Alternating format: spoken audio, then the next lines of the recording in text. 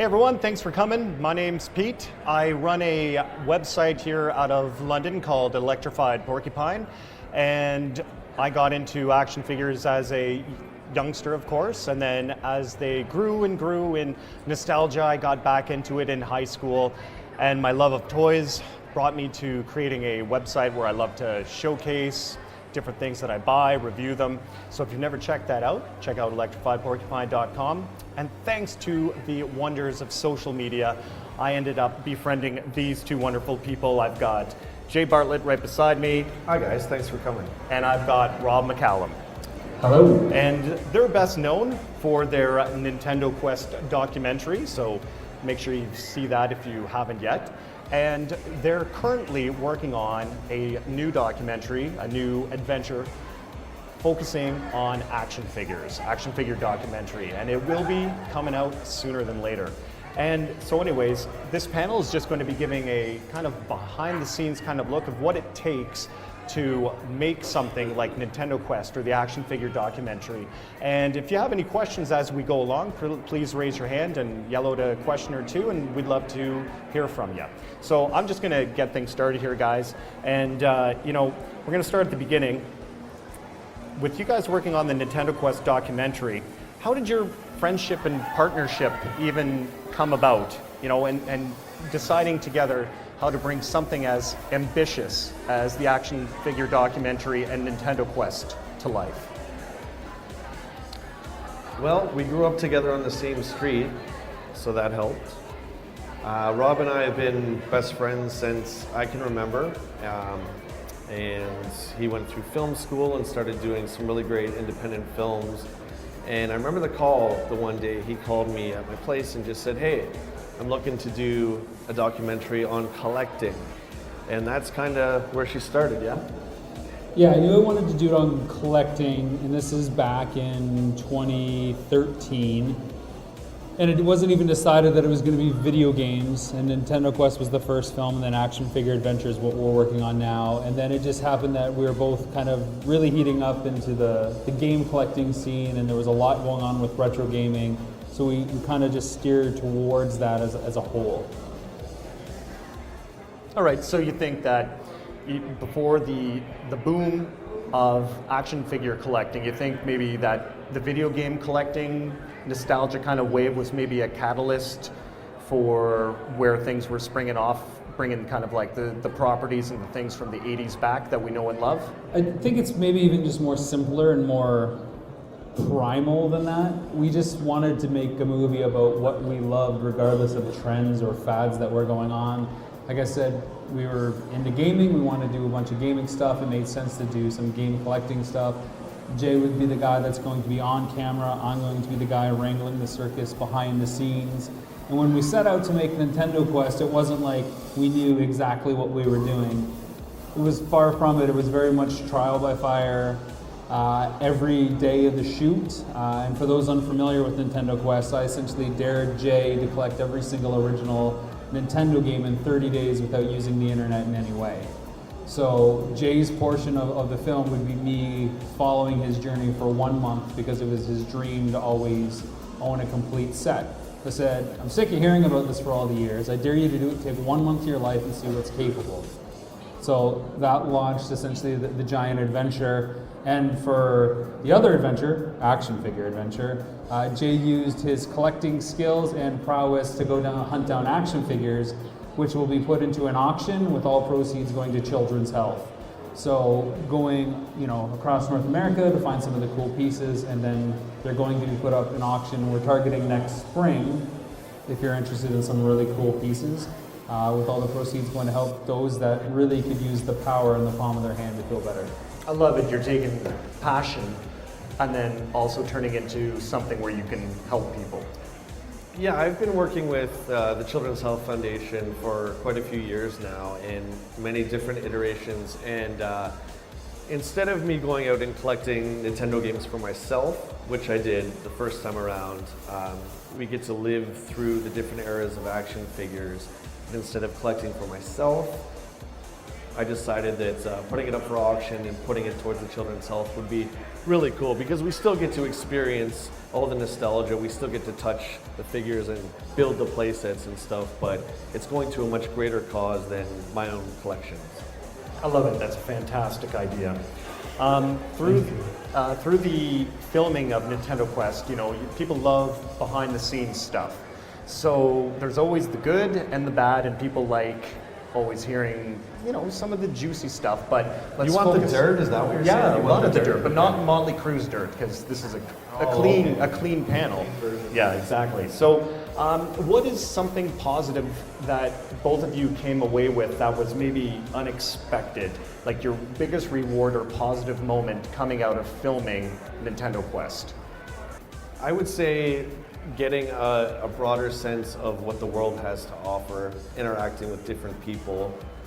In the collecting world, seeing different collectors, meeting different collectors, how they display their collections, opening up that community to both of us, having that camaraderie.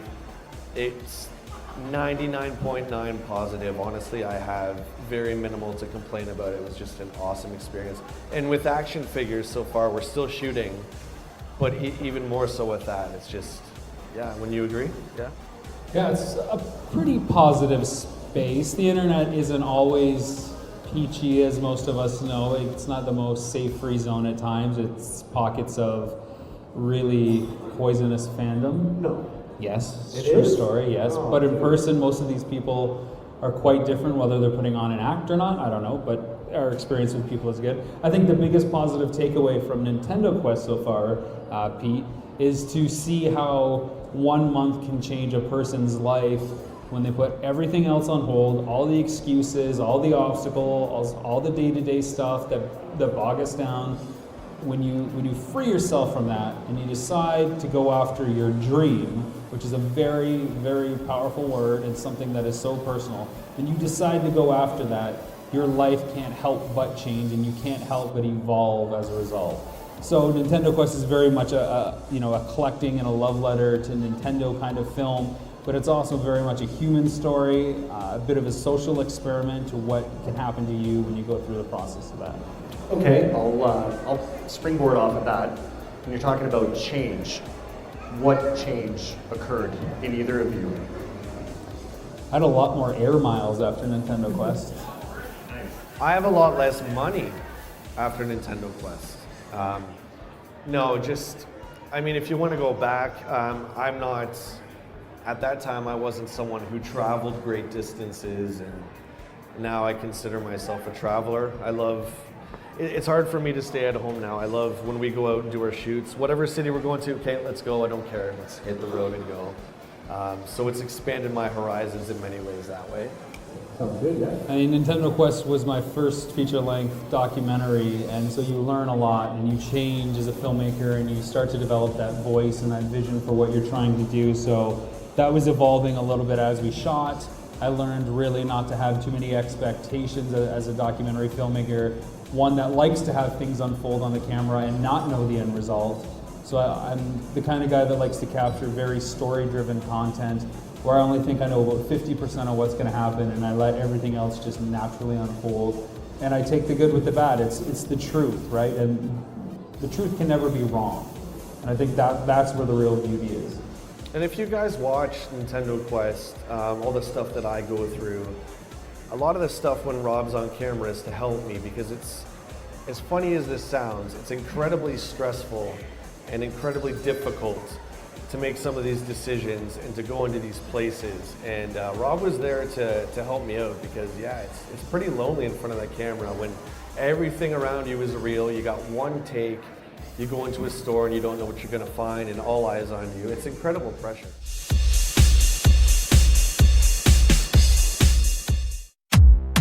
Rob McCallum Films is back with a vengeance. Power of Grayskull, the definitive history of He-Man and the Masters of the Universe, which chronicles the ultimate 80s billion-dollar franchise, Masters of the Universe. See exclusive interviews and hear untold stories from the people responsible for creating the world of Eternia, a place full of magic and science, and learn about the craft of creating action figures and animation. Power of Grayskull is just one of our many projects at Rob McCallum Films.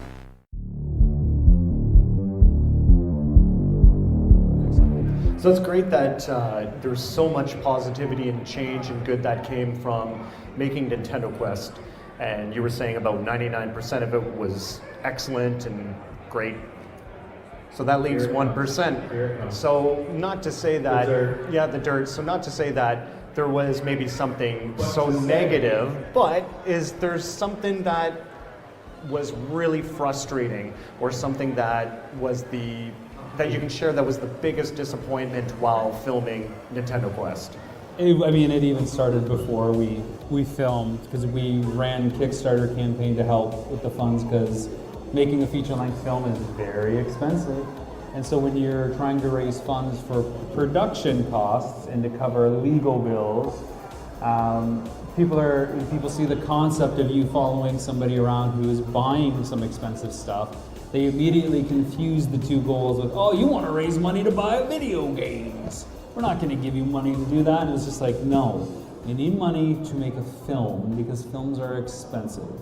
So we had to constantly kind of do that. So that was it was more irritating and frustrating than negative, I would say. It's just clarity of message, but everybody just assumes you're out to get them or out for your own endeavors. That was tough. I got a lot of messages too, how dare you guys raise money to buy video games? And I assure you, every penny was from myself and my mom, God bless her as well. So I always just say to people, imagine what it would cost to travel over 10,000 miles for 30 days in hotels, feeding 6 people every day, every meal. The $15,000 we raised on the first campaign doesn't cover that, let alone wages and salaries on top of it. So that was one thing. What are some of the other 1% issues that stood out and turned your stomach, Jay?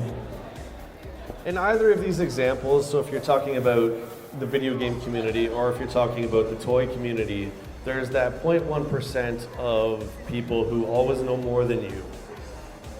We didn't run into a whole lot of that, but it's something that, you talk about, whatever.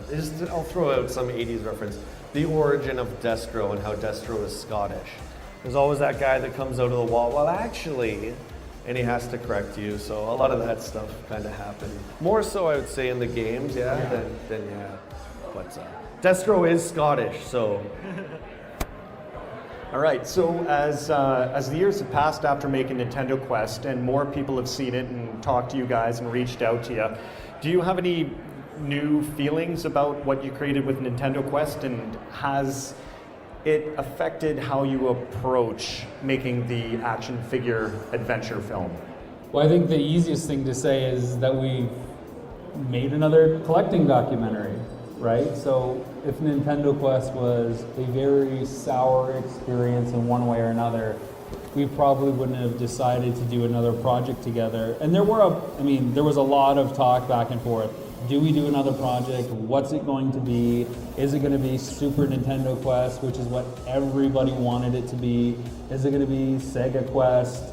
Is it going to be video games or something else? And then the biggest question for me was, can Nintendo Quest actually break even, turn a profit, and actually make money? Because I can't take the time it takes to make a film, which is years, and the cost of it, which is several thousands and thousands of dollars, to do it again for free because it was a fun time. I'm a dad, I've got 2 kids, I've got bills to pay, you guys understand it. Making films is fun, but it's not a hobby. It's show business, and that's one word, show business. So Nintendo Quest had to be profitable. So when it actually became profitable, 4 years later, then there was an opportunity, and the universe opened up. So you just said a good keyword there, show business. And there was a lot of bartering and price negotiations of the Nintendo cartridges that you were getting. So with the showbiz kind of word thrown out, were any of the negotiations kind of done off camera and then... Everything is scripted. Everything. Was everything scripted? Was anything done off camera? Everybody's an actor. And then brought into the fold to create some more drama? Or is what we saw on film exactly how it was laid out? For Nintendo Quest, it's exactly how it happened, for sure, 100%. There is no staging. I did not want to get into, okay, let's do this and then let's do this. It was whatever they wanted to sell it for, and whatever Jay wanted to buy it for. With Nintendo Quest in particular, the end result, we shied away from having a lot of monetary driven stats on screen because we found people were just becoming math students, trying to do the math the whole time and missing the whole chasing the dream aspect. Yeah, if I may, that was one of the big criticisms of Nintendo Quest was that we didn't put the dollar budget in there.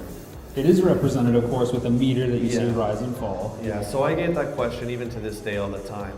The truth of the matter is, from my point of view, if you look at a really rare game like Little Samson, 1,000, 2,000, no, sorry, 1,000, 1,200 now, back then was about $600 to $700. There's a B. The problem with that is it's going to date the film. Do you know what I mean? Is it around me? It's still around. Get them. No, I'm good. So do you know what I mean? So you're going to be watching, you'll see Little Samson on the screen and it's worth $700 and that's great, but now it's worth $1,200. So there's that as well. It really dates the film and we really wanted to make it kind of timeless, right? This is hilarious. Okay, so you're talking about, living the dream. You got 30 days out on the road. You got a film crew. You got yourselves. How much of what you film actually is in the final product? So you've got lots and lots and lots of stuff. How do you... It's about a 20-to-1 ratio. 20 to 1, I would eh? say maybe 60-to-1. For every hour of footage, there's 1 minute in there. Okay, and how do you choose what to cut? It's always about what's compelling, right? It goes back to the truth. Everybody here has shopped in a store before. It's not always the most interesting thing, so you cut to the moments that stand out, like, oh wow, look at that figure. Does that matter? Does it matter later on in the story, so we have to set it up now? Was there any interesting people that Jay interacted with? Was the staff interesting? Is it just time where we need a break and we need things to slow down, so we want to be really in the moment with Jay, or do we need to speed it up and get the journey going, so is it a montage? Was the camera work particularly awesome and we want to let it sit? Was it not so awesome and we need to cut around it? With that too, you mentioned the setup of the 30 days. That whole structure, which is a bit of a game show setup, the constant ticking clock, that changed for Action Figure Adventure. So we're talking about the things from Nintendo Quest that affected Action Figure Adventure. Nintendo Quest basically kept the game show elements, and Action Figure Adventure removed them so it could be more flexible. Because one of the things we found, it was very constraining to constantly go up every day, drive 6 hours, go in 4 stores, and then hit the road again to go to another city and keep going over it. There was a lot of burnout, and sure, we got it in the can very quickly, but I think it could have been done better if we would have taken more time and learned lessons day to day over weeks instead. Anything to add? Yeah, the 30-day stuff is great, and I think it really unfolds great as you watch it. You're right there with me, and you can feel the tension, especially after the first encounter with stadium events. You really start to feel the pressure I'm feeling. Spoilers. Yeah. So for this one, I am kind of glad it was removed. I think it gives us a chance to focus more on the different series, the different figure lines and stuff like that. It was a smart move. There's one less thing to keep track of too. There ultimately becomes a ticking clock in Action Figure Adventure, and when you watch it, when it comes out, whenever that is, you'll see it suddenly kick in and go, oh, now they have to kind of come to a close here, and the clock is running. But then it also removes one less thing to keep track of, and likewise, budget is very much in the focus on Action Figure Adventure, because to determine success for that, it's going to be about what the auction, what happens at the auction and what takes place, what things get sold for versus what Jay buys them, and that difference going to children's health, that's really going to determine the success. So money became more paramount to kind of showcase in this film. Okay, sounds good.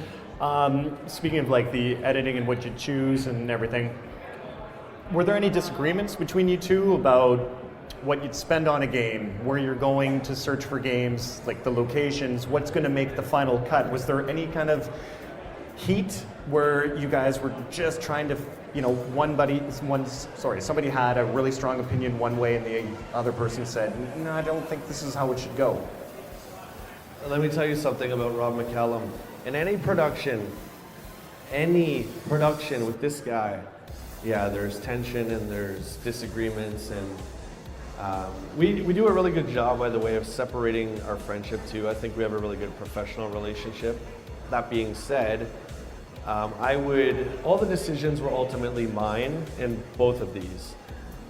And Story-wise, what happens? Jay gets to decide. yeah, so the games, the figures, the play sets, whatever we come up with, ultimately it's my choice. And afterwards, there's always the post-interview from the store or the con or wherever we are. And Rob has to get a response, so he'll play devil's advocate a bit, that kind of thing. So Okay. And as far as the film goes, those are all my choices. I'm known as the keeper of the footage because I'll bring something up as I'm editing months ago that Jay won't remember, but I'm reliving because I'm intently spending entire days editing, a 3 or 4 minute segment. Remember that? And be like, no, I don't get to see any of the footage. So, no, I don't remember. And I think it's good to keep the separation for Jay not to be involved in the cutting side of it. I'll show Jay cuts here and there and different samples when I think it's not going to make a huge difference one way or another, just to get an outside opinion about like how to start a scene, or what do you think of this, or here's the trailer before it goes out. But it's very much, I want the guy who's on camera not to be affecting the kind of observational objectivity of his journey. yeah, I'm very critical of myself and my work, so Rob does keep that separate. He showed me a very, very, very, very early scene from the new action figure dog. And I was like, really, this and that? And he's like, see, this is why I don't show you, because, yeah, so I leave that to him, and yeah, he's good at what he does. You just constantly reaffirm the decisions that have to be in stone. Yeah, that's really cool insight, that just how decisions on both ends are kind of kept separate, but then yet gel into one really good finished product. So